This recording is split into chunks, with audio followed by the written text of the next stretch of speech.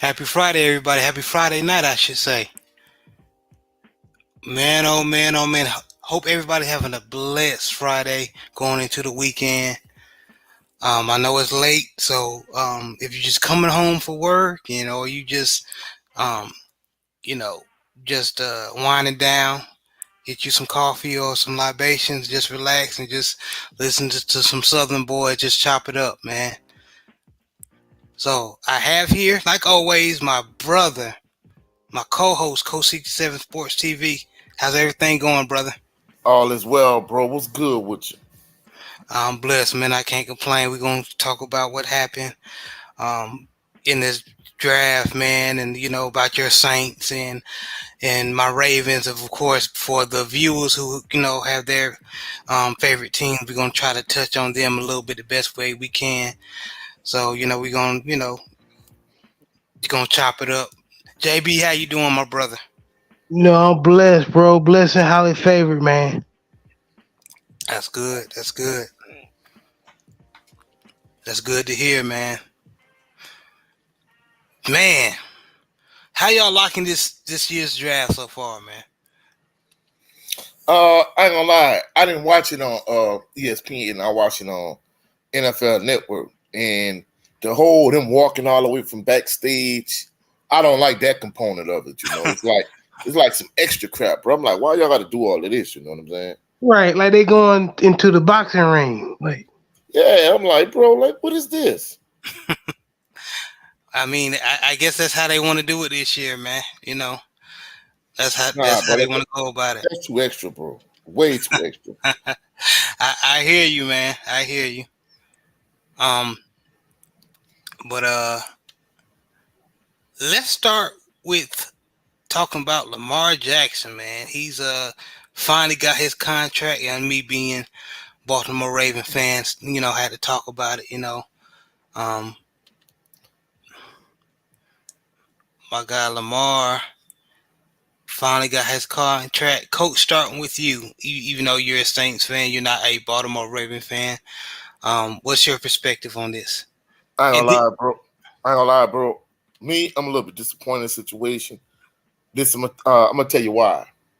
Because I feel like he instead of him going for the home run, he took like a triple or a double. Instead of him getting a whole ball of wax, he just took what he could get. You know what I'm saying? mm-hmm. And I felt like it would have been me. I'd have pushed for a fully guaranteed contract. Maybe he felt like he couldn't get it, or like you said, maybe to free up some cap space to get D Hop or somebody else.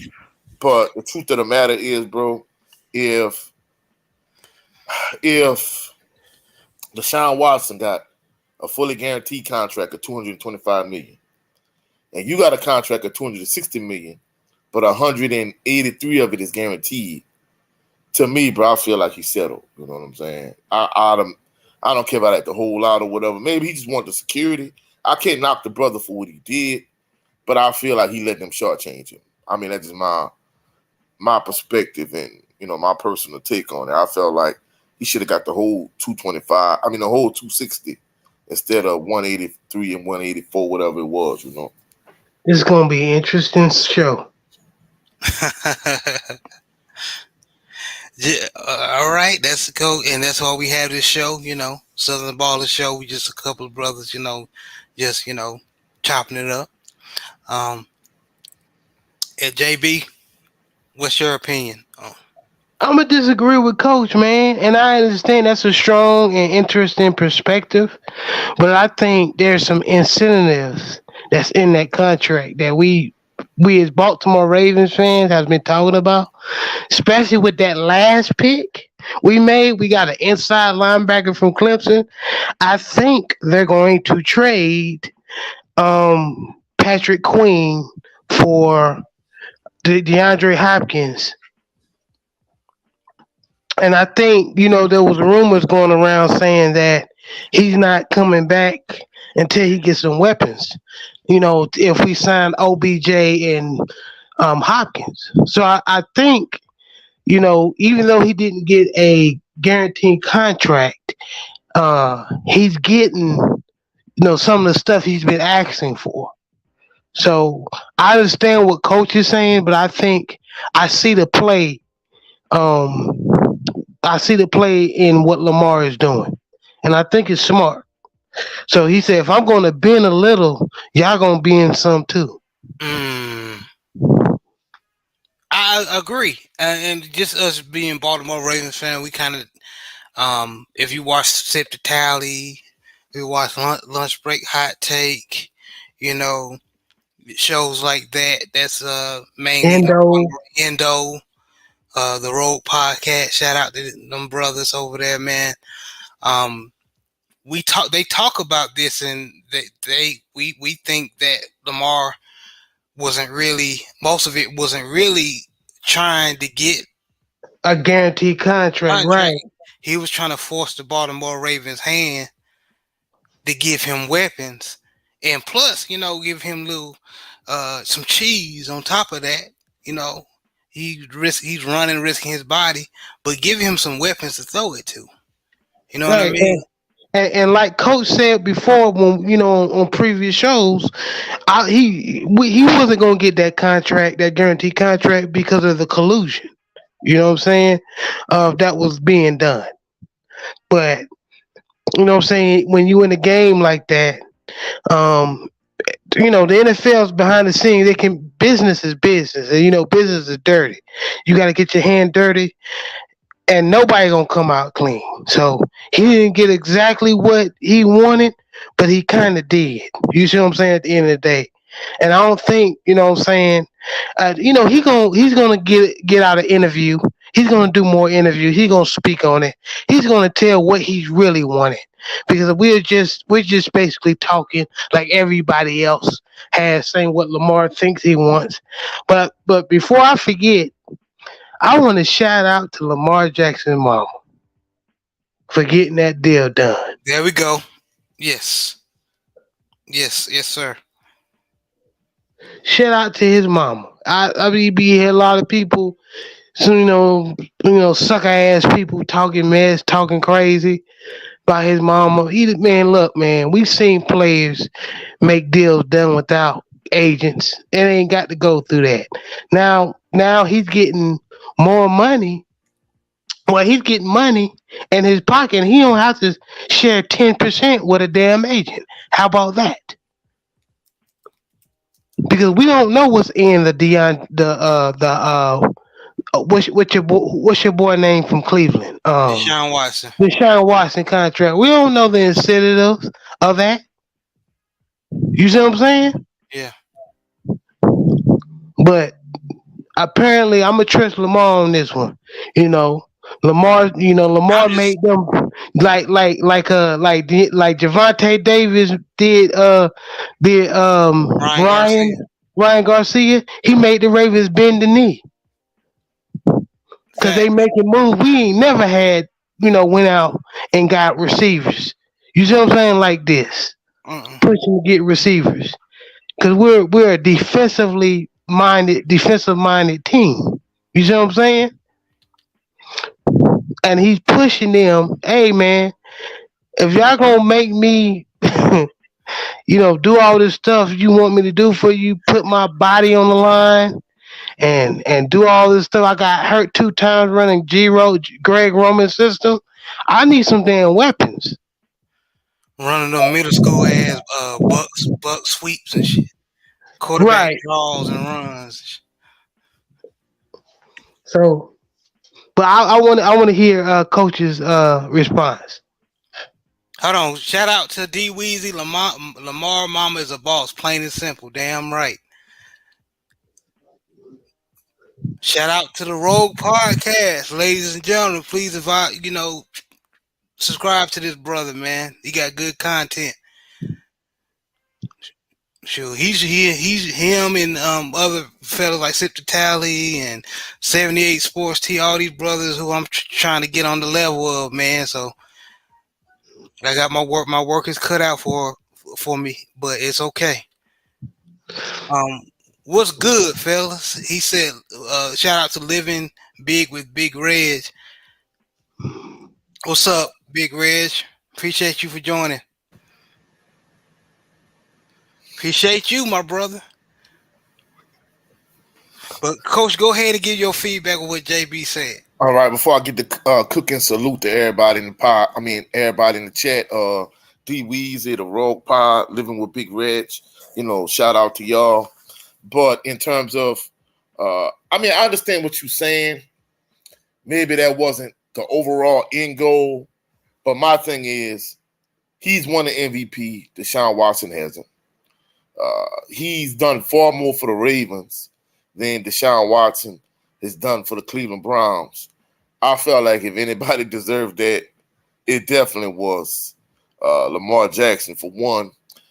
Second of all, the whole D-Hop trade scenario, I mean, they drafted Zay Flowers in the first round. So I don't know for certain that trade is going to come off, And not only that, but if they were to make that trade, what would their salary cap situation look like? Because it's not like Major League Baseball where you have no cap, or it's not even like the NBA where you have a soft cap. The NFL has a hard cap. So I know y'all say he made some concessions, because OBJ got the 1 year deal for like $15 million, and they trying to get DeAndre Hopkins. And they got Zay Flowers. I mean, of course you got weapons, but in addition to that, I didn't see them draft any like elite level offensive lineman or get any elite level offensive lineman in free agency. So it's kind of interesting to see like what's going to happen, what's going to transpire in terms of, the offense as a whole. Are they going to get better offensive linemen in addition to OBJ and potentially DeAndre Hopkins?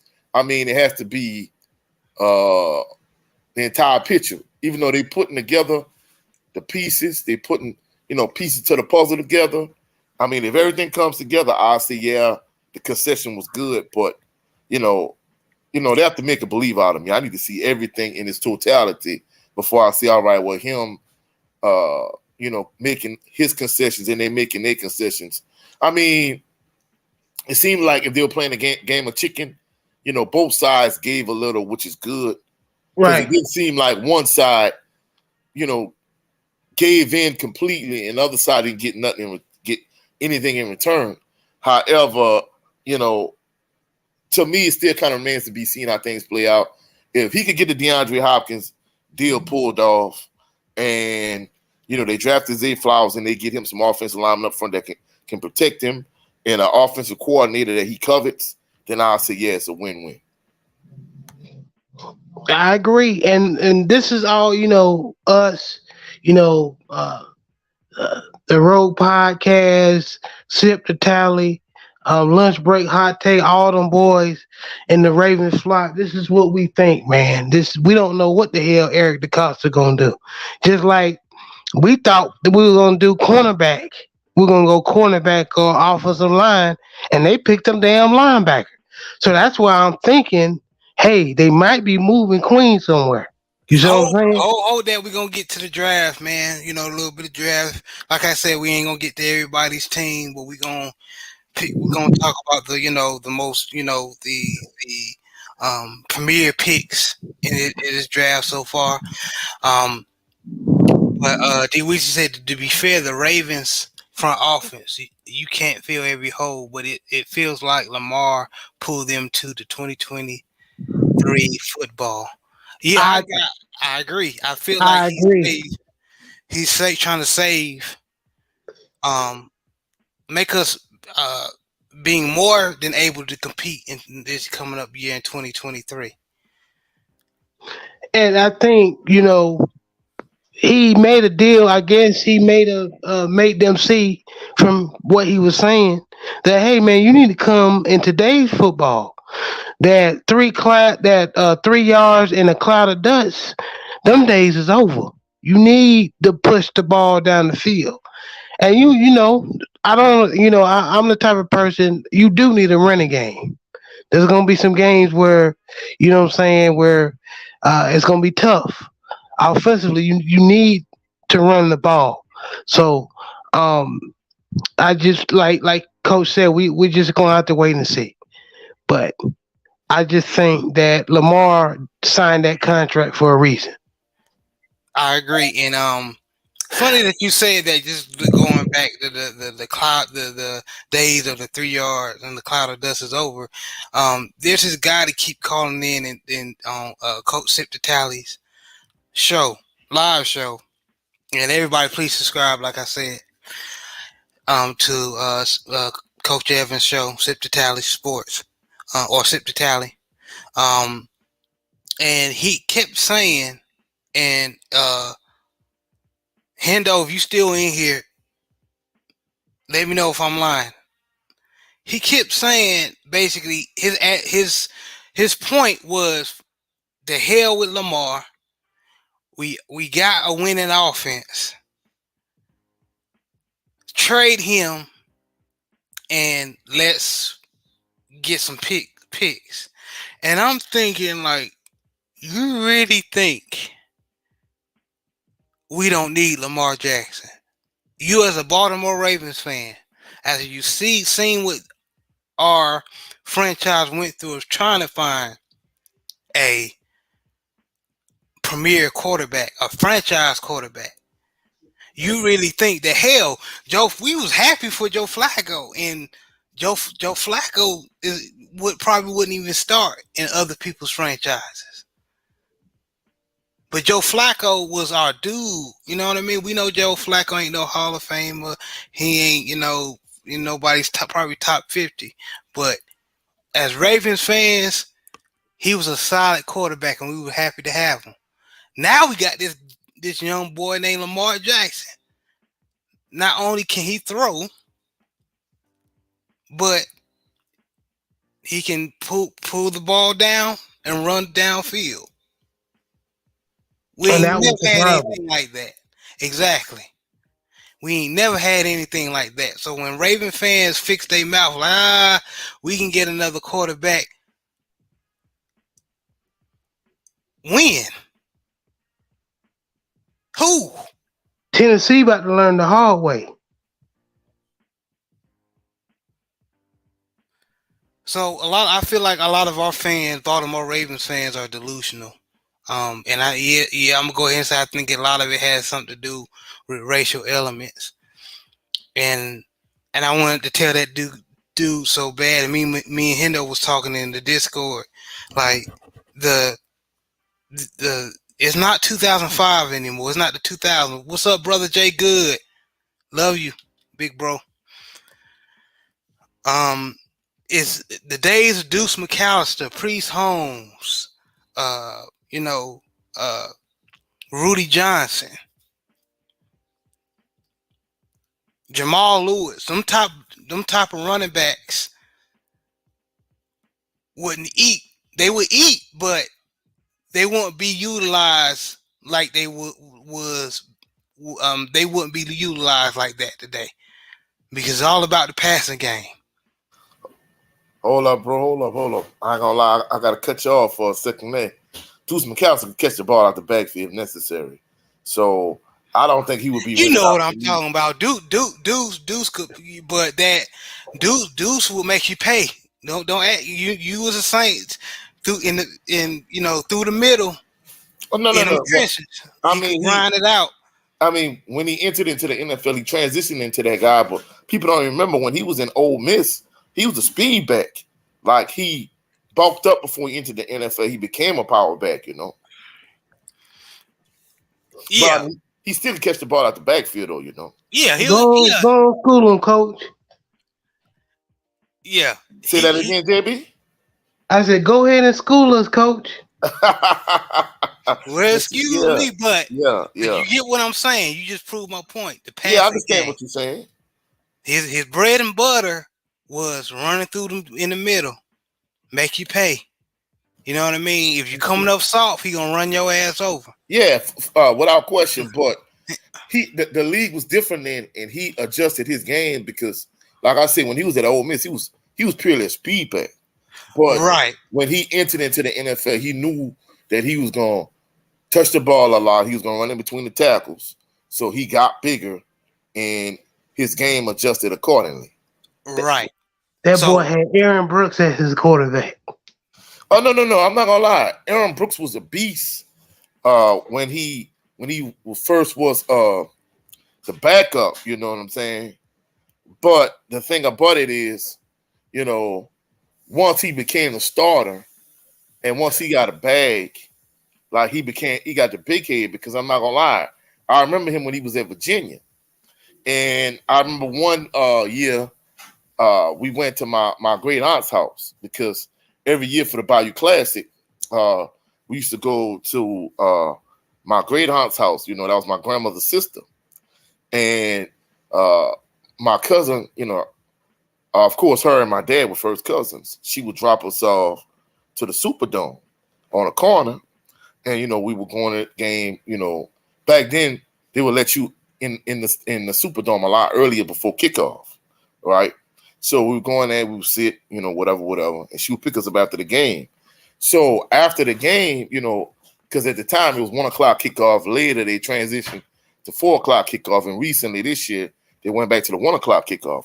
But anyway, you would watch the evening games. It would always be like USC and Notre Dame or whatever the case may be. Family members will be at her house, and I saw Virginia playing, and I didn't know who this guy was. I mean, he clearly was talented, but when the draft rolled around, Carl Pepper went high, Donovan McNabb went high, and Aaron Brooks didn't go later on to the Packers.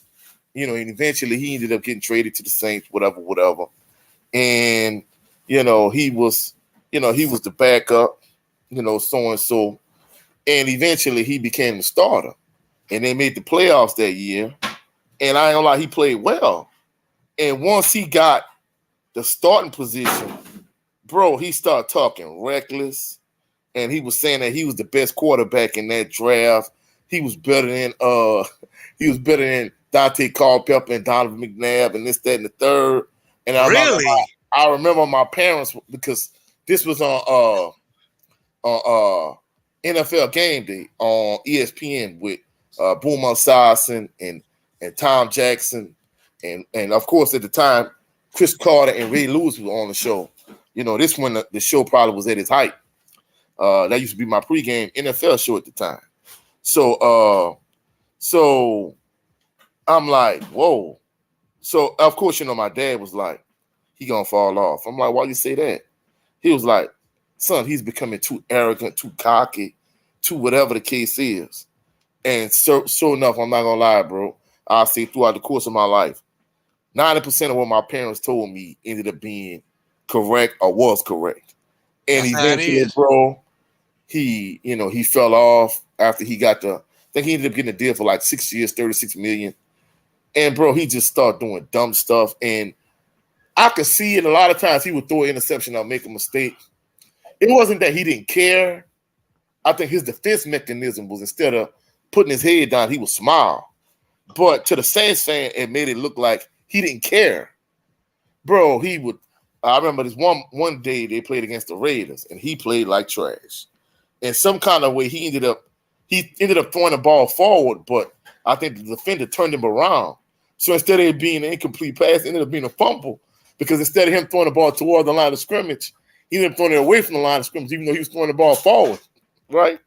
So he coming up, running off the field, he's smiling, and Saints fans used to get so pissed because they're like, look at this dumbass. He fumbled the ball, like he do dumb stuff. He make extremely stupid plays, and it just seems as if he doesn't care. But like I said, it wasn't that he didn't care. It was just the fact that was his defense mechanism. You know what I'm saying? And it was like after he beat out Jeff Blake to become the starting quarterback, because people don't realize at the time, the Saints had a history for always like getting washed up, faded backup quarterbacks like Jim Everett. After he's seen his better days with the LA Rams, like, why are you getting Jim Everett? So Jeff Blake was like one of the first quarterbacks that the Saints got that was somewhat in his prime, and they got Jeff Blake, and Jeff Blake did well, but Aaron Brooks was like the third string quarterback. Aaron Brooks eventually became the starter. He got a bag. He got and you got to realize 6 years, 36 million was big money at the time in the NFL. He got Right. a bag, and bro, he just started. Like the role, like Billy Joe Holbert. Yep, he was one of them. They had both Billy Joes at the time, and both of them were trash. You know what I'm saying? So anyway, so eventually they got Jeff Blake. Jeff Blake was the man. Uh, and Aaron Brooks eventually beat out Jeff Blake because Jeff Blake got hurt. You know, at the time, uh, and some coaches believed if you lost your starting job due to injury, you should get it back. And then other coaches, they felt like, hey, we're gonna go with the hot hand. Bro, I'm not gonna lie. Aaron Brooks played so well, they could not justify benching him and putting Jeff Blake back in the starting lineup. And bro, Aaron Brooks lit it on fire. And the crazy thing about it, the greatest show on turf, the St. Louis Rams were the defending Super Bowl champions. They beat the Rams that year in not the Super Bowl, in the first round of the playoffs. So they beat the Rams in a wild card round. And eventually, bro, we were like, wow, we finally got us a franchise quarterback. And bro, when he got the bag, he just went to the toilet. You know, he started turning the ball over, stupid interceptions, stupid fumbles, no ball security. It's like, bro, when he started playing bad, the fact that they were handicapped, the fact that they gave him a deal and he counted so much against the salary cap, it's like the organization was doomed. And eventually, the Saints went down and, Jim Haslett ended up getting fired. So they eventually pivoted and they ended up getting Sean Payton and Drew Brees, and that's when things eventually turned around. But Aaron Brooks, bro, when he was at the top of his game, he was a beast. You had Aaron Brooks, you got Deuce McAllister, he was a beast. But eventually, bro, when he got cocky and he got the big head and they gave him the bag, bro, he still stopped playing like trash. Man, Yeah. all I remember about Aaron Brooks is I tried to play with him on Madden, and that boy was trash. But see, I played Madden at the time, and eventually that's what Aaron Brooks became. That wasn't what Aaron Brooks was initially. When he first beat out Jeff Blake, because I don't know if y'all know this, I'm gonna make an analogy, like for music. Like, if you get a rap at the time, like Snoop Dogg and like the mid to late 90s when he first came out with Doggy Style, or you get like a Rick Ross when he came out with the Port of Miami, and of course the real Rick Ross, Freeway Ricky Ross, he our people LDBC, you know what I'm saying? But the rapper Rick Ross, when he came out with the Port of Miami, 50 Cent when he came out with Get Rich or Die Trying. When these guys come out with their first album, bro, it'd be like, it was so classic at the time. Like, these were like classic albums, or even like The Chronic with Dr. Dre, or whatever the case may be. It's like the initial album is like just a super album. But once these guys get their money and they get comfortable, it's like they still make quality music, but it's not like when they first got on, because they hungry, they trying to get to where they want to be. But once they get to that point, they get complacent. It's like you can't duplicate that hunger when they on their way to the top. And it was like Aaron Brooks when he first became the starter, he beat out Jeff Blake for that job, bro. He played so well, bro. Jim Haslett couldn't justify putting Jeff Blake back in the lineup, and he was doing his thing. But once he got the bag, bro, he was trash and he was suck. And yeah, and I ain't gonna lie, Jim Haslett was suck as a head coach, because I remember when they first hired him, he was like, man, son, he a trash coach. And I'm like, how you say that? Like, his first year with the Saints, he did something that Jim Morris Sr. never did. He won a playoff game, And he was like, nah, I'm telling you, son, that. And I'm not going to lie, eventually he did well that first year, and then it was trash after that. And John Hart's also. Jake Delhomme, he was a good backup. But, of course, eventually he ended up going to Carolina Panthers after they gave him a bag too, So, yeah, Aaron Brooks, he started off good, but he ended up, once he got paid, it was a wrap for him, Now, after y'all Saints fan come here trying to take over my show talking about that foolishness. No, I'm just playing. No, but my point was, and thank you, Coach, for you being a Louisiana sports head, man. I just knew Aaron Brooks was the. I don't know what Josh talking about or JB was talking about, but Aaron Brooks, if you know how to use him right, was the man on Madden '06 on PS2, not PS3, back in the day. Man, you know who was my boy for the Saints? Shout out to Douglas Byrd, North Carolina, man. Joe Horn. Joe Horn, yep. Hollywood Joe was my dog. In fact, that's the crazy thing about it. When they ended up getting Jeff Blake, Jake Reed, who went to Grambling State, Jake Reed was a good wide receiver at Grambling. So Jeff Blake was supposed to be like the franchise QB, and so Jeff Blake was supposed to be the franchise quarterback, and Jake Reed was supposed to be the big time wide receiver, but it ended up being Aaron Brooks and Hollywood Joe. So that's how they ended up working out. Oh yeah, Eric Martin was that guy in that day. Dalton Hilliard, Pat Swilling, Ricky Jackson, Sam Mills. Man, the Saints were loaded in the 80s and early 90s, but of course, Jim Morris Sr., he was so conservative, bro. All he wanted to do was run the ball, go 3 and out, and leave Ricky Jackson and Pat Swilling and Mo Bond and man, don't get me wrong, I know that's one of the greatest defenses of all time in NFL history. But bro, you just couldn't leave him on the effing field, bro. You know what I'm saying? All he wanted to do was run the ball with Ironhead and Dalton Hilliard and go 3 and out and just leave his. I mean, Dawson Knoll's got a lot of flack at Southern for being a defensive-minded coach, but Jim Morris Sr. was that times 10, bro. Mm-hmm. Man, y'all Saints. Speaking of, I'm gonna ask a question about who y'all picked up, about the defensive lineman y'all picked up, but that's gonna be on another part of the show when we get to talking about the draft and the draft pick so far. But in a nutshell, everybody, and even the people that's listening, you can put it in the chat. What y'all think about, your honest opinion about Lamar Jackson getting his contract? You think he settled, or it was strategic? And most of the people in the chat right now on other people's channel, we had conversations about it. But you think he was successful? Me personally, me and JB think it's his mom did a good job. If he is gonna, my son gonna take this amount. This gonna happen. This gonna have to happen. This is gonna have to happen. And I think that's what The, what the Ravens, go ahead. no, I'm saying the Ravens is moving, different. They don't move like this. As a Ravens fan, they don't move to get weapons like that. You know what I'm saying? And especially if they stack receivers like they're stacking. If they get D Hop, then that means this is totally about Lamar Jackson. You know what I'm saying? If they trying to push to get D Hop, that is because Hendo in the chat, he know we get one receiver and that's it. We'll go sit down somewhere.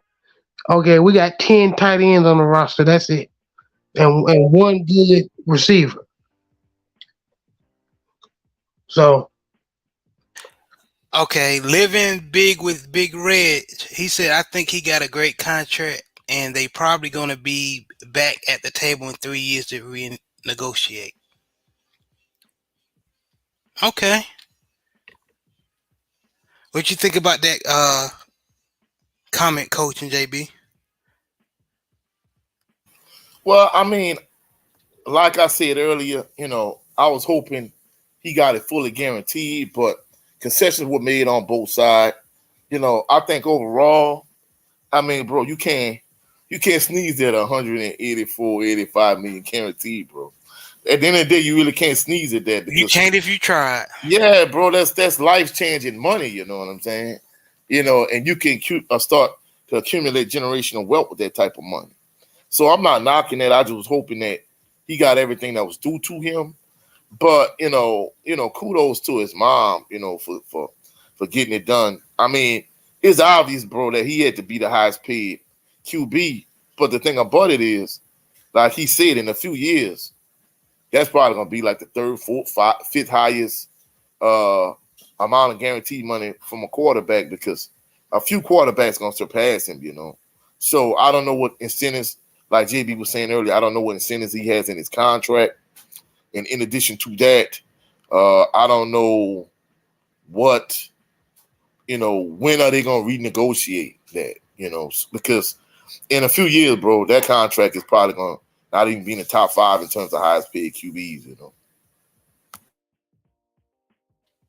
It probably won't, but if it's for the Baltimore Ravens good in the future, going in 2023, then it's gonna be. It don't matter how much he should have got. If he, made certain sacrifices to help the team overall, then that makes Lamar and his mom shine. And also John Harbaugh and EDC, even though they were trying to be sticklers, but like we said, shout out Lamar Jackson mom, Lamar for playing hardball a little bit until things have had to be changed because, like JB said, we usually we're sticklers on the offensive side of the ball. You know, we don't get high value type wide receivers like a Flowers. Like we try to get a Marquise Brown, but you look at me, and I like Hollywood, but looking back, come on, y'all. Looking back at that draft, right? Who would y'all really? If y'all, if you were in EDC shoes, would you or even Ozzie Newsome, would you pick Marquise Brown as a weapon? Like most of y'all would have got to try to get a big body wide receiver. I like Metcalf. Exactly. Bro, I'm going to keep it real. Well, you got to realize, DK Metcalf a beast. But, bro, Hollywood Brown ain't nothing to sneeze at. I think. No, For I'm the not saying that. I'm just saying as far Yeah, as yeah. just, And speaking of a I'm not saying Hollywood, that at all because he ate a little bit with us, man. yeah, I'm yeah, yeah, not trying to say he a scrub or anything like yeah, other yeah, people yeah, are. yeah, without question. But this is my question to y'all, being that y'all Ravens fans. Do you think OBJ and Zay Flowers is enough? You think for everything to be what y'all want it to be, they have to get him some better offensive alignment, and they need to get DeAndre Hopkins? What do y'all think? I think it more is better, and I think our receiving core is already better than last year's. And what people don't understand about Lamar, I know Lamar is a pass first type dude. He's a quarterback that can run, and he's speed. He's been doing this since Louisville, taking guys that you don't know and making them look good on offense. So these last couple of years when he's been carrying the team, he's been doing that since Louisville.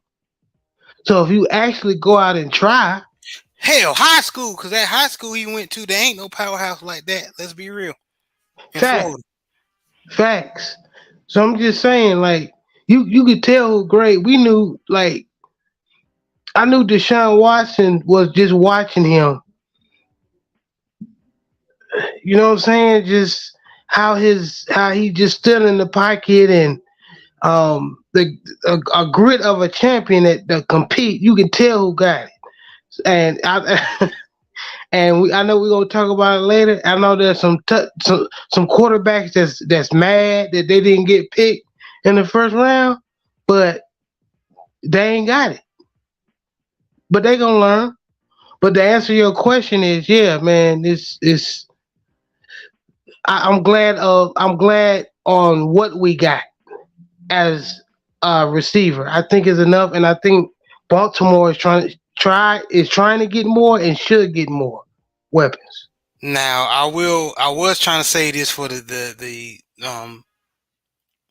us talking about the draft selections portion of the show, but when we drafted Trent Simpson from Clemson, I really didn't like that pick. But if we picked Trent Simpson to do what I think we gonna do, like JB said explained earlier, then I might see why they did that because I was expecting an offensive lineman, um, or a like another cornerback. or a corner, but mainly a right tackle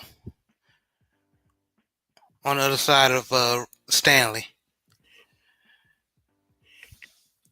But we'll see what the Ravens do. And you're absolutely correct, Coach. We definitely need to address the offensive line. 'Cause Lindenbaum, he did okay. Um, Now that Jets game, that Williams boy, I saw him like bench press him in the backfield, like a couple of plays, and then eventually he got it together and started standing his ground.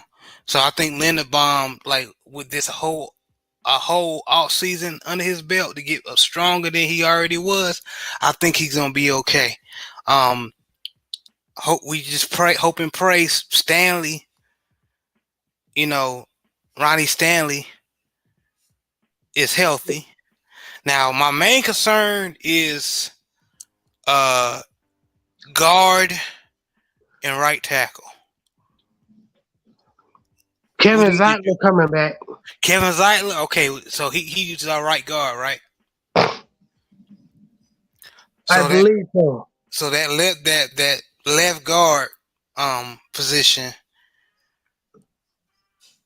we need to address, and that man mainly that right tackle, and that's what I'm kind of sweating about.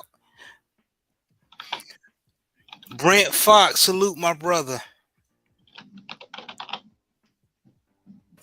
What's good with your Brent Fox? What's up, Brent? But man, but yeah, that I mean, the draft is on the way. Most people are happy about their picks. Um, he said this is Zeitler's last year. The Rogue Pie. So hopefully he have enough. He can play because technically Zeitler had a Pro Bowl year last year. He just didn't. He was a snub.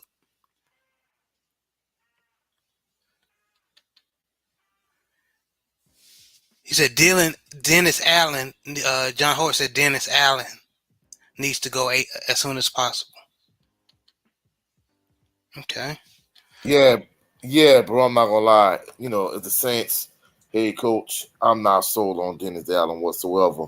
I think for Sean Payton, he was a good defensive coordinator, but in terms of a head coach, if he was that guy, he still would be the head coach in Las Vegas now with Oakland at the time. But bro, he trashed as a head coach. I'm sorry. I'm not. No, in fact, I'm not sorry. I'm 100% unapologetic about it. He trashed, bro. Period. Okay. All right. Well, hopefully y'all get it together, man. Bro, if they don't make the playoff this year, they definitely gonna get rid of him. Yeah, Ain't they no will. ways about it. He on the hot seat as it is because I felt like they could have made the playoffs. I wasn't happy with the fact that they they basically let Andy Dalton be the starter over famous James Winston. I'm like, bro, the dude was hurt. Like once he came back, it wasn't like Andy Dalton was the second coming of Drew Brees and lighting the world on fire. Bro, no way he should have been still starting. Once Aaron, I mean, got me saying Aaron Brooks. Y'all got me saying Aaron Brooks. But once James Winston got back healthy, James Winston should have got his job back. But instead, y'all go with this scrub, and then y'all overpay to get Derek Carr. I'm like, bro, I'm not. I don't know. So hopefully it go right. But if it don't, oh, he getting fired. Ain't no two ways about it. Yeah, dang. Even the Rogue Pod even saying Super Trash as a head coach. Then yeah, Bro, well that's big Dennis, facts. That's big facts, bro. Dennis sounds like Dennis Allen's days are numbered in New Orleans. So, but Hey, just like Eric Dooley need to win the SWAC championship for Southern. guess what? Dennis Allen need to make the playoff this year is for the as the Saints head coach because now that they gave Derek Carr his bag, they clearly have the best quarterback in the division now. They got to make the playoffs. If they don't make the playoffs, Gail Benson getting rid of his behind. You feel me? Yeah, yeah, and yeah, Eric Dooley as well. He got to make something happen. If he don't even make it to the SWAC championship and win, I think Bro, yeah, it's over. bro, they got so many fans of Jaguar Nation that's on Eric Dooley head. He better win the SWAC this year, especially after that whole debacle with Bashawn McQueen, Clinton Bubba McDaniel. You know. Yeah, that was ridiculous. But moving on. So, what do you think about the NFL draft so far? So, going to get. I'm looking at the tracker NFL. So, first question I want to ask you, you being a Saints fan, what do you think about your pick from Clemson, Brian Reese? Was that it? Was that it? Did you like that pick? Trying to bulk up that defensive line for the Saints. Well, I mean, it's an area of need. Uh, I think the thing that kind of concerns me about the pick. I mean, I think for them, he was the best player available on a big board. So that's always a good thing when you're able to get the best player available. But the fact that he was injury prone at Clemson, it's I don't know, it's a little bit concerning.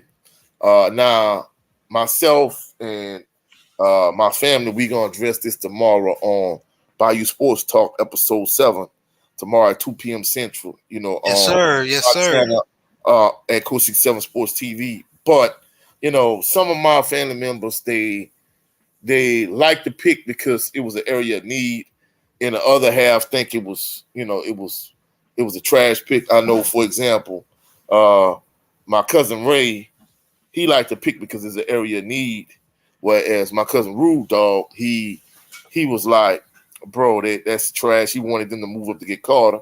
I'm like, bro, you don't have the kind of assets to move all the way up and get Carter. I'm like, for a team like the Eagles, the fact that they were the Super Bowl runner up, you know what I'm saying, that and the Eagles don't have that many holes, and they have a lot of, collateral in terms of draft assets and capital. They were able to move up, and essentially Carter was a luxury pick for them. He wanted the Saints to get him. I'm like, bro, that's the problem with the Saints. The Saints every year they always moving back into the first round. Even going all the way back to Mark Ingram and Cam Jordan. To get Peyton Turner. It's like every year, every other year, bro. The Saints move back to get Marcus Davenport. The Saints always moving back up to the first round to get a player that they covet, and then the next year, it's like for the next year's draft, they depleted in terms of assets. So the fact that they made the trade with the Eagles to begin with, so they could get Trevor Pennington, even though he hasn't started yet as an offensive lineman, the point of it is like, bro, they always moving back every year into the first round to get a player that they covet. That's why they don't have the draft capital that they need to move up to get a player like Carter. It's like, I know you wanted him, bro, but guess what? They just had to stay where they are and take the best player available.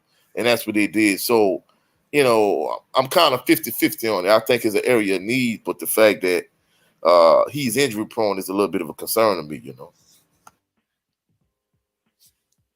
Yeah, I agree. I felt like y'all could have attacked another position. But I mean, like you said, it's 50-50. A lot of your defensive lineman pieces have went to other teams. Oh no, no, So no, bro! They needed a defensive tackle bad, so it was an area of need.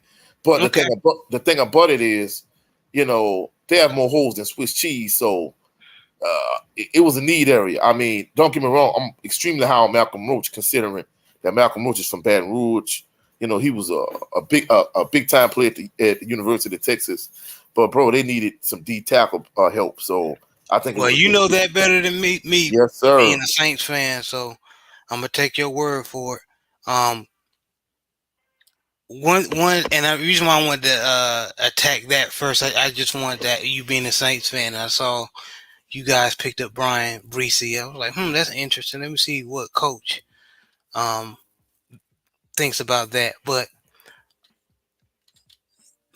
starting with JB, let me know what pick in the draft that you was impressed about, and what pick you wasn't really a big fan of. Starting with you, JB. Of course, I'm gonna say what I was, first. You said what I was impressed about.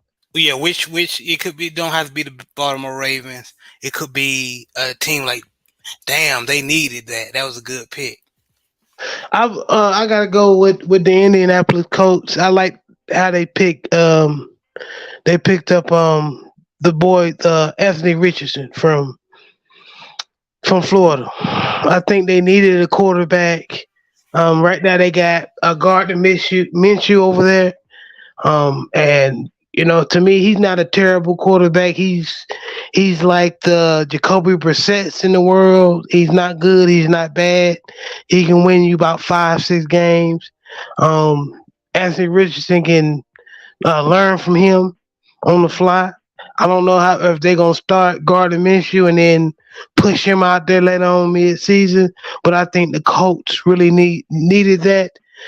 The pick that I was disgusted at was the Tennessee. They picked Will Levis, and they got my man over there. What's my boy Malik, from Liberty? Malik Willis. right. Like they didn't have trash ass receivers last year. They were damn near about like the Ravens with them trash ass receivers they ran out on the field. You know what I'm saying? And I knew Malik was the type of quarterback he's gonna hold the clipboard for a year or two. Um, you know, and um and but Tannehill got hurt. Tannehill starting to be injury prone. So he got hurt, so they had to push him out there. So I think it was too soon. I think they need to see what they got in Malik Willis, work with him. You know what I'm saying? Um, to me, Will Levis is not that guy. He's not that guy. I've tried to see some stuff. Watch his tape. I don't see it. He's gonna have to show me. You know what I'm saying? He's just gonna have to show me. I don't see it. He's inaccurate, way too much, especially going down the field. He's inaccurate way too much. I know he had over there with he sat over there last night with the pole mouth. He thought he was supposed to be picked first, but no, he wasn't that good. You know what I'm saying? I Well, think damn. nah, he's not that good. Okay. You don't think you gonna do a Russell Wilson? Being picked up in the third round and Jared, go watch Russell Wilson's college tape and then watch Will Levis college tape and then come back and come talk to me. okay, I'm being optimistic. Okay, all right. Hendon Hendon Hooker and again the top three I think is you can push them out there, especially the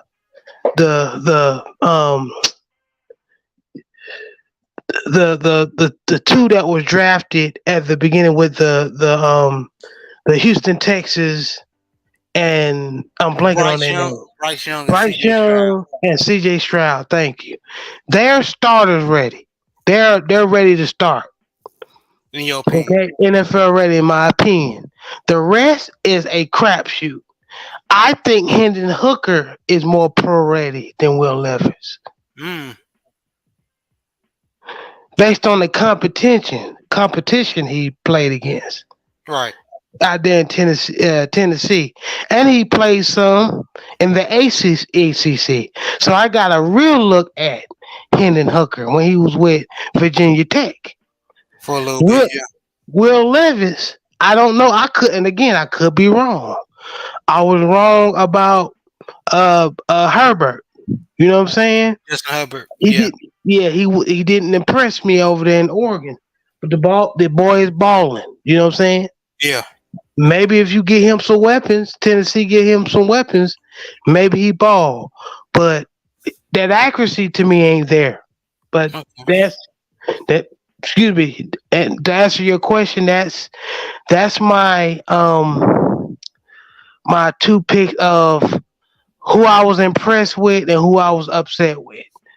Um, Okay. All the right. Colts pick and the Titans pick, who I was disappointed with. All right. Coach. Okay, well, first, to kind of address D Weezy, uh, I think it wouldn't bother me if Dennis Allen stayed in New Orleans as long as the Saints made the playoffs and he did a much better coaching job than he did this past season. But in terms of who I thought had the best pick in terms of the best value pick of the first round, I got to give it to the Philadelphia Eagles. Jalen Carter from the University of Georgia, bro, that was a steal because when some people had him as their best player available on their draft board, and when he didn't go in the first few picks and he started to fall, my cousin was like, "Man, I hope he falls to the Saints." I'm like, "Bro, there's no effing way he gonna fall that far." So I'm like, "Rude dog, bro, you tripping, bro? He not falling that far." But anyway, so the fact that the the Eagles was able to move up a spot and give up a fourth round pick to the Bears and get him, and not only that, but pick up the linebacker later on in the first round. It's like for the most part, I think they kind of solidified their defense in terms of being a good defense, for years to come. So I mean, it was a heck of a pick, and that's one thing about when you don't have a whole lot of holes. I think the two times you really should get the best player like available on your draft board is when one you have like no glaring holes like the Eagles because they won a Super. I mean, not won a Super Bowl, but they lost in the Super Bowl, so they really don't have no real glaring holes. When you have so many holes that you need to pick up the best player available. In that Right. particular instance, they didn't have a bunch of holes like some of these other teams, but the fact that they was able to pick up at the ninth pick, arguably the best player available on a lot of teams' draft board. I ain't gonna lie, bro. That was a heck of a pick, in my opinion, in terms of just the value of it. You know what I'm saying? So I'll probably say that probably was the pick that I was most impressed with. Now, in terms of you know the pick that I really was, kind of left me scratching my head is the fact that I'm gonna kind of agree with JB, bro. Levitz, I'm sorry. The fact that some people thought he could like be like a high first round pick at quarterback. I'm like, bro, there's no way. You know what I'm saying? There's no way that he's the guy people think he is. So the fact that he got drafted where he was, to me, I think he should just be cool with that. But the fact that he pouting, I'm like, bro, like you wasn't that guy despite what people may think. And I think the next pick that I'm gonna say, I'm not saying it's a bad pick.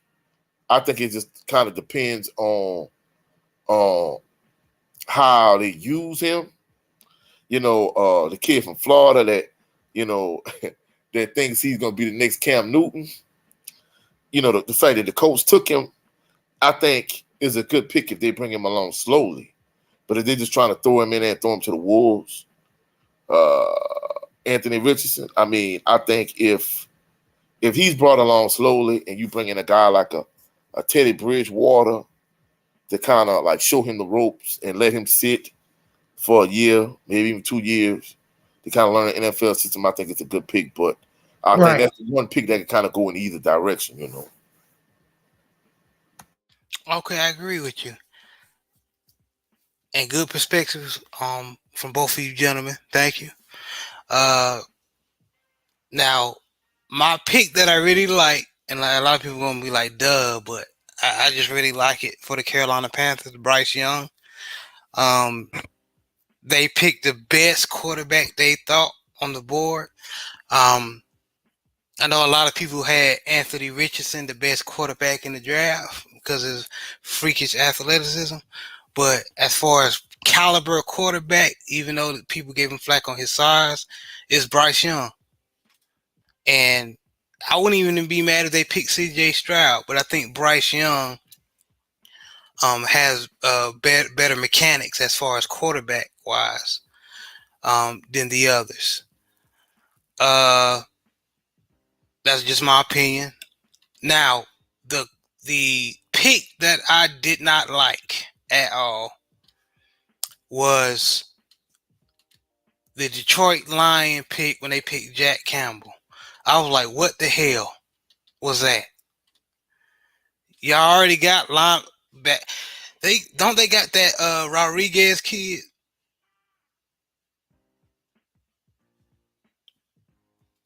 Uh Hold on. Let me, cause that young linebacker they got can ball, and he's all over the field. So I was Malcolm Rodriguez, yeah. Then you got James Houston, even though he's an outside linebacker.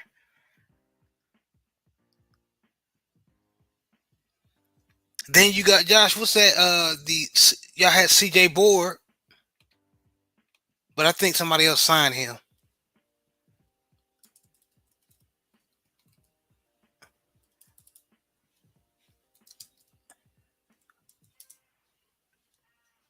Chris Board, excuse me. But I think during the offseason he signed with another team. Yeah, he with the Patriots. So, um, yeah, I didn't like that Jack Campbell pick for the Lions. I felt like they could have went somewhere else. There's plenty of linebackers in free agency they could have picked up. Um, or a lot better linebackers they could have got in the later rounds. Uh, Living big with Big Red said, I personally feel Hendon Hooker is the third best quarterback in the draft, and AR-15 is the fourth. Then I have a toss up between DTR and Levis. Okay, all right, I hear you, and I'm not even mad at that. I'm not even bad at that because Hendon Hooker, his mechanics is not too shabby at all. At all. Like JB said, we seen us being Tar Heel fans. We seen a lot of Hendon Hooker when he was at Virginia Tech. So we wasn't surprised when he was showing his ass over there in Tennessee. So I hear you, Big Reg. I don't have really nothing to debate about that. I can see why you had that, but in my opinion, I think Bryce Young is just at mechanic wise a caliber, and that Alabama squad got him going to get him ready for ferocious. Well, you can't really say college can necessarily get you ready for these the basically he's going to be ready for dogs coming out on the defensive line because the sec is where a lot of you get your lot of defensive dogs from, in my opinion. So I think he's gonna be like JB said, he's gonna be start. He's gonna be the better starter, in my opinion. And bro, to kind of piggyback off what you were saying, I think a lot of people that were saying that Anthony Richardson, maybe should have been taken over C.J. Stroud and Bryce Young. I think he's a better athlete than them, but in terms of being a better quarterback, I'll see both of them far and away are a better quarterback than he is. But Yeah, he's but a I better think athlete. yeah, you're absolutely right. But I think the Colts are sitting on a gold mine. I think if I was, he needs to hold a clipboard for Yeah, bro. That's what I was saying one earlier. year, Now I one or was two saying years, like they did Patrick Mahomes when. that, that's what I Go was ahead, saying earlier. If go you could ahead. get a quarterback like Jacoby Brissett that maybe he could learn from a year or two for a year or two, or maybe a Teddy Bridgewater for a year or two, that'll be a perfect fit for him in terms of hey, maybe making the third quarterback for maybe a year or two, and then after that, then you could take the reins off him and just let him go. And that's what the Colts did with getting Gardner Minshew, a quarterback that had won a couple of games with Philly when Hurt was out. So Jalen Hurt. Hmm. So it's gonna be interesting. So the Texans got C.J. Stroud. Uh, Texans got Will Anderson, one of the best line considered one of the best linebackers, edge linebackers in the draft. So not bad. Of course, the Colts got Anthony Richardson. Seahawks got cornerback from Illinois, Devon Witherspoon. Arizona Cardinals got Paris Johnson Jr., offensive tackle from Ohio State. That was a good pick. Las Vegas Raiders got Tyree Wilson, edge linebacker from Texas Tech. In my opinion, the best running back, B. John Robertson, fell to the Atlanta Falcons. Philadelphia Eagles. Oh man, how y'all feel? I'm gonna stop here. The Eagles' defensive line is already nasty. Then they get Jalen Carter. Bro, I said that. I said Yeah, I just had to say it again, man. Cause that. when you said it, yeah, I was like yeah, but just looking at it, like wow. Cause they got the other his teammate next to him from Georgia.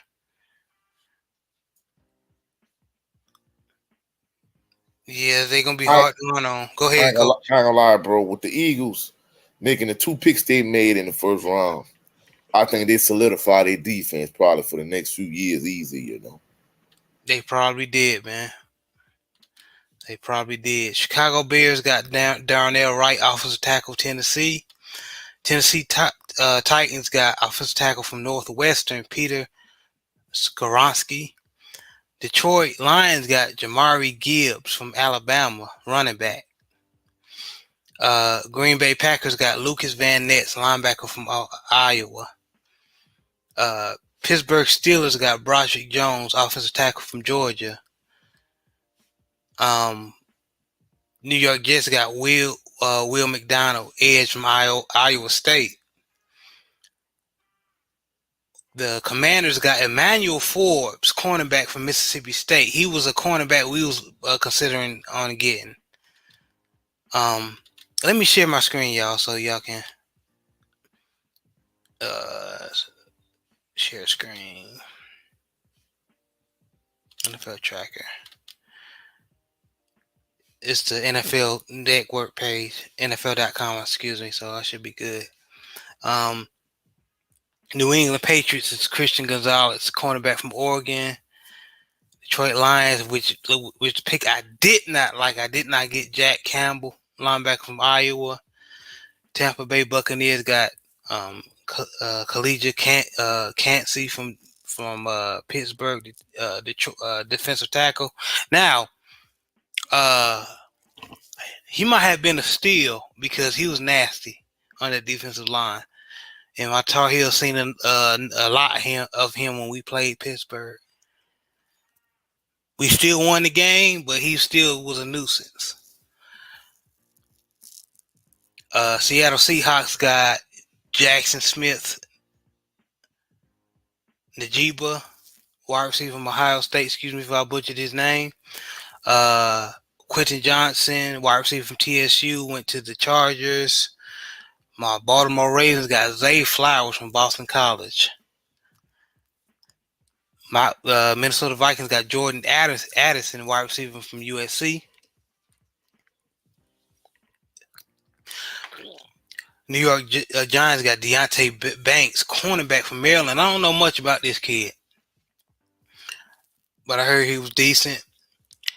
Now, Dalton Kincaid, he was considered as one of the best tight ends, the best tight end in the draft. And the Buffalo Bills got him, so he's gonna be the new weapon, a new toy for Josh Allen. Dallas Cowboys got Mozzie Smith, defensive tackle from Michigan. Jacksonville Jaguars got Anton Harrison, offensive tackle from Oklahoma. Cincinnati Bengals got Miles Murphy, edge from Clemson. And we talking about the New Orleans getting Brian Breesy from Detroit. Defensive tackle from Clemson.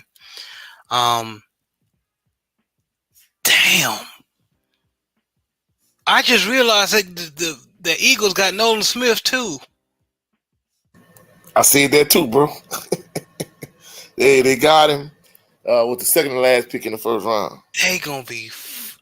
I Oh just my God. I just said that's gonna solidify their defense probably for the next few years minimum, maybe next several years. You know what I always say, right, Jared? I had B. John Robinson as the best player in the draft. Yeah, he is. He can do everything. And the Kansas City Chiefs got. Hold that thought, Josh. The Chiefs got. Hold on, y'all.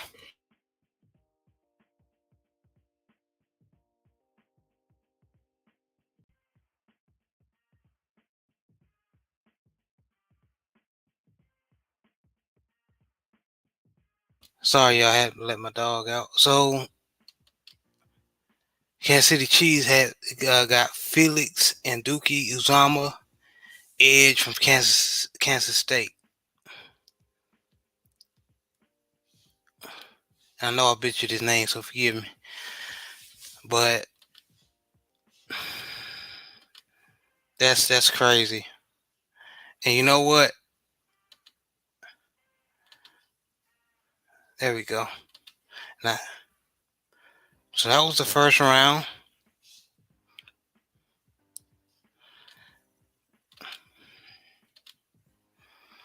Second round. Now tomorrow is the 4th through the 7th, and of course we're not gonna look at all this because I know you guys want to go to bed or whatever. But The Colts got our boy Josh Downs, man. oh, Joshua Downs, yeah, they did. Yeah, that Will Levis went to. Excuse me, he went in the second round, not the third. Excuse me, but I know he wanted to go in the first.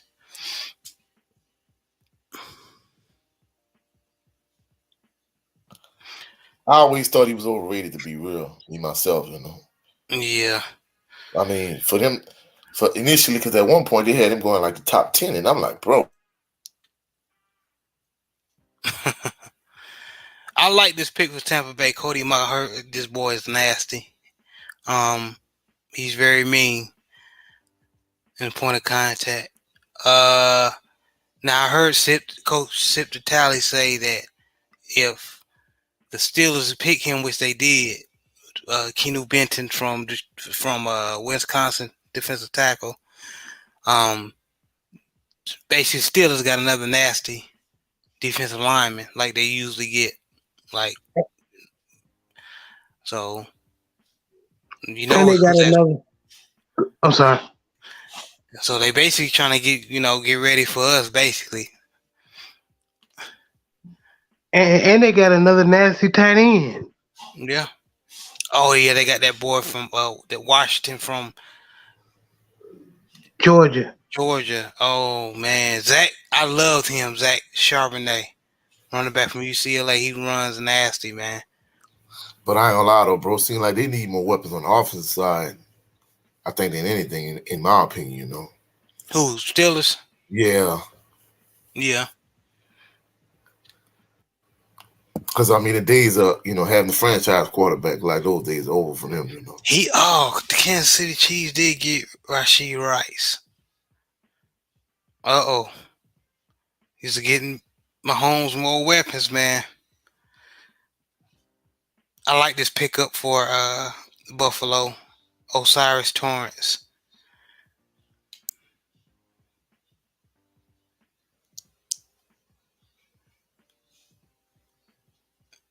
Man.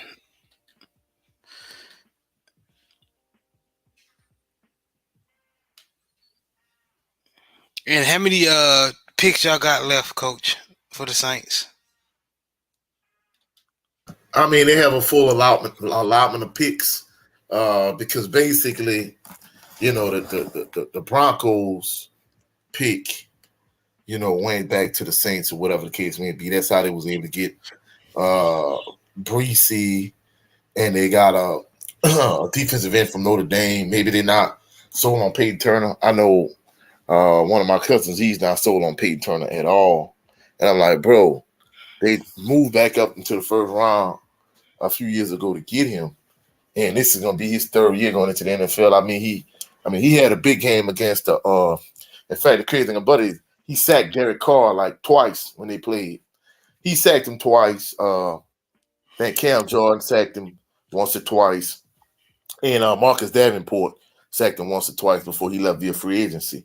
So I'm like, bro, he had a good game there. He was like, I think the Raiders offensive line just was trash. But I'm like, either way, bro, like, this not the old days where, you gave a player like, 3 years to just see if he gonna be that guy. Like, a lot of teams they expect you to play right Yeah, away. you're And right. Yeah. the fact that you move back into the first round and you got this boy, I don't know, maybe they anticipated Marcus Davenport leaving at some point, or maybe they tried to draft Peyton Turner to be the replacement of heir apparent to Cam Jordan. But either way, like, bro, he going into his third year. You have to let this boy play and see what he could do. I mean, don't get me wrong. I know you got Carl Granderson at defensive end, and Cam Jordan is in the twilight of his career. But, bro, you got to go now. So to see what you have with him. And then Trevor Penning, I don't know if he's ready, just like I said, bro, like every year they draft, they move back into the first round to get a player, and you give up your first round pick for the next year to do it. And at some point, bro, it's gonna bite you in the butt. And I think it's to the point now. At least they didn't move back into the first round this year to get a player. So at least they're gonna have their first round pick next year, So that's a good thing.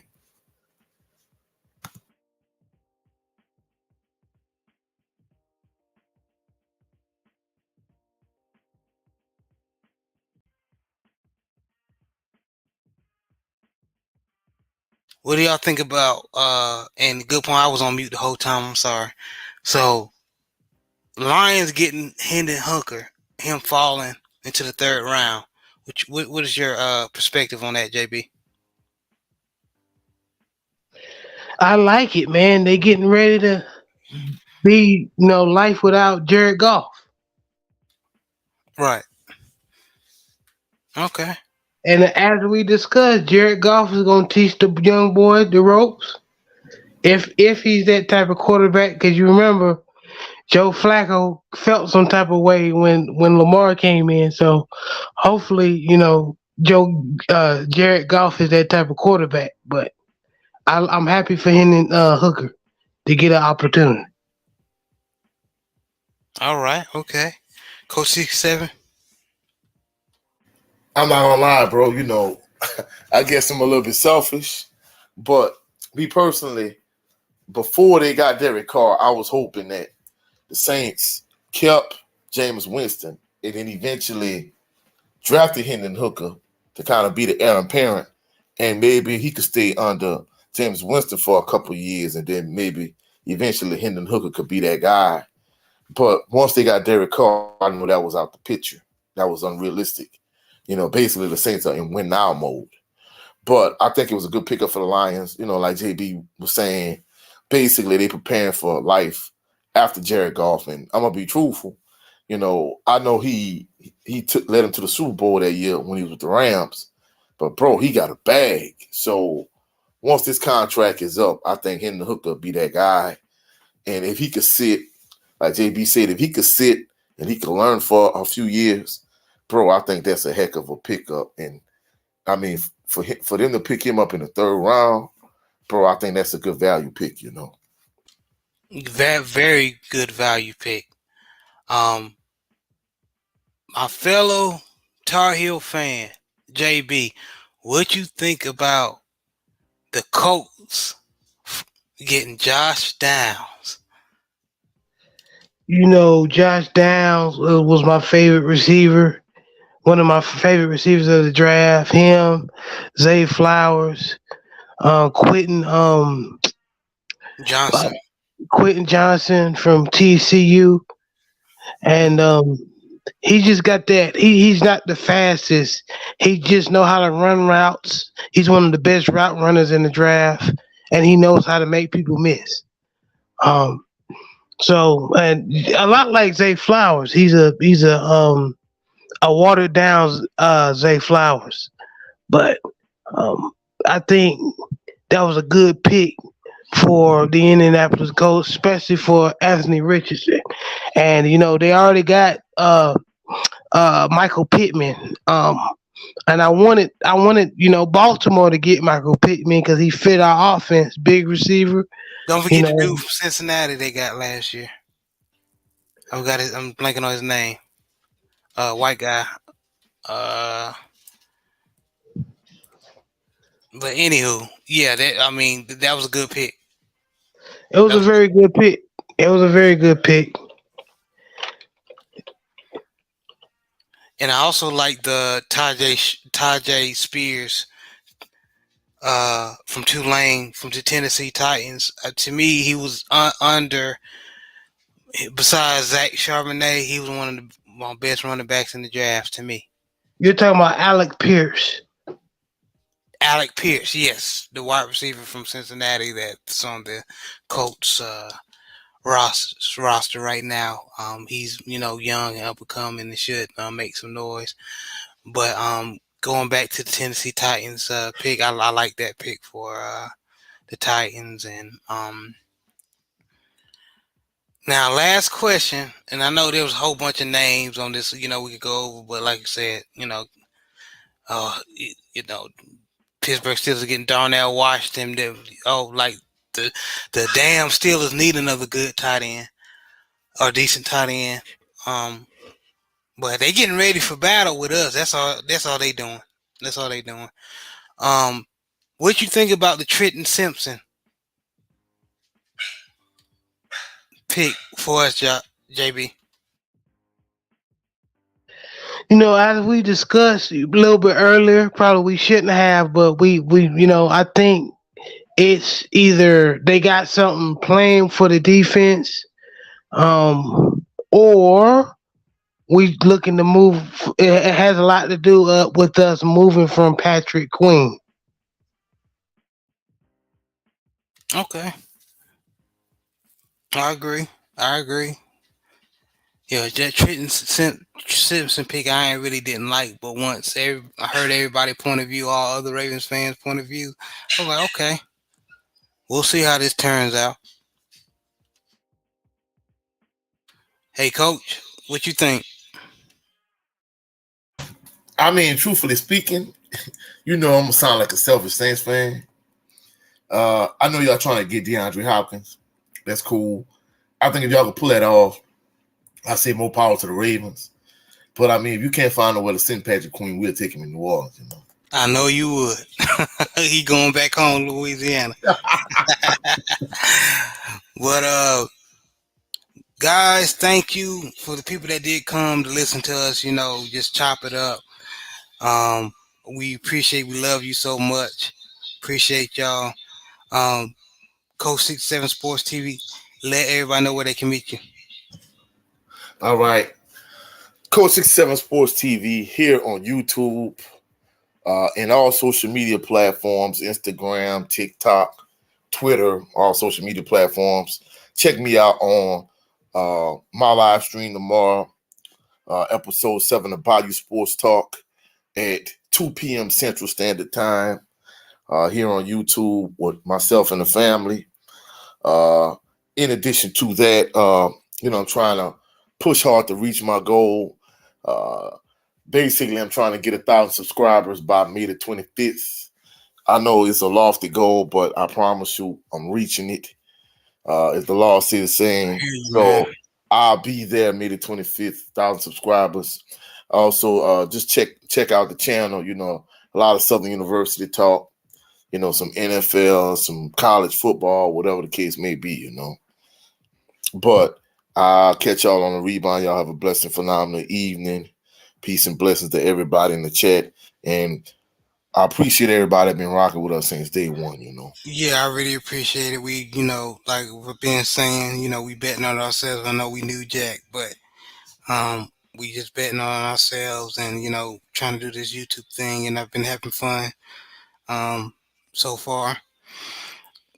But JB, thank you for joining us tonight. I know you have been busy, but thank you, brother. No problem, man. Anytime, bro. And Um, thanks to you to everybody in the chat. Uh, Living Big with Big Red. Please subscribe to that brother D Weezy. The Road Podcast. Subscribe to that brother as well. John Horse, my brother Brent Fox, uh, Jay Good. Everyone that took their time tonight to listen to us, man, I appreciate you. So y'all be safe out here. God bless. Have Salute to the awesome and amazing LDBC. DBC, yes. Can't forget about that. Shout out to the Generals, 78 Sports TV. Shout out to the mighty LDBC. Y'all be safe this weekend. God bless. Peace Peace and out. blessings, y'all. Peace and blessings.